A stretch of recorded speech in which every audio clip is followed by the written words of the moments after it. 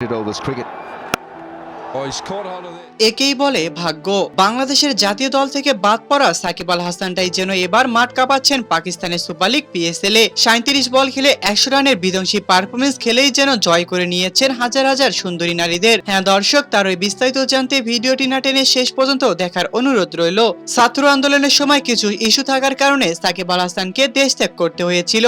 এরপর থেকে ফিরতে পারেনি দেশে, যার কারণে বাংলাদেশের দলের হয়ে কোনো ম্যাচে খেলতে পারবেন না সাকিব আল হাসান। তবে জাতীয় দল থেকে বাদ পড়া সাকিব আল হাসানটাই যেন এবার মাঠ কাঁপাচ্ছেন পাকিস্তানের সুপার লিগ পিএসএল এ। হ্যাঁ দর্শক, পাকিস্তানের সুপার লিগ পিএসএল এ লাহোর কালান্দার্সের হয়ে মাঠে খেলতে নেমেছিলেন সাকিব আল হাসান। এদিন যেন প্রথমেই টসে জিতে আগে ব্যাটিং করার সিদ্ধান্ত নিয়েছিল ইসলামাবাদ ইউনাইটেড। নির্ধারিত 20 ওভার খেলে 175 রান সংগ্রহ করে ইসলামাবাদ ইউনাইটেড। আর তাদের দেওয়া 176 রানের জবাবে ব্যাটিং করতে নেমে শুরুটা মোটেও ভালো করতে পারেনি সাকিব আল হাসানের দল লাহোর কালান্দার্স। এরপর নিজের দলের হালটা ধরতে আবারও মাঠে নেমেছিলেন সাকিব আল হাসান। খেলেছেন একের পর এক দুর্দান্ত পারফরমেন্স করেছেন। 37 বল খেলে 100 রানের বিধ্বংসী পারফরমেন্স। সাকিব আল হাসানের এমন দুর্দান্ত পারফরমেন্স দেখে বেশ রীতিমতো অবাক ছিল গ্যালারিতে থাকা সকল সুন্দরী নারী ভক্ত সমর্থকরা। তো দর্শক, বাংলাদেশের জাতীয় দল থেকে বাদ পড়া সাকিব আল হাসানটাই যেন এবার পাকিস্তানের সুপার লিগ কাঁপাচ্ছেন। আর এই সাকিব আল হাসানের ব্যাপারে আপনাদের ধারণা কি, তা অবশ্যই আমাদেরকে কমেন্ট করে জানাতে একদমই ভুলবেন না।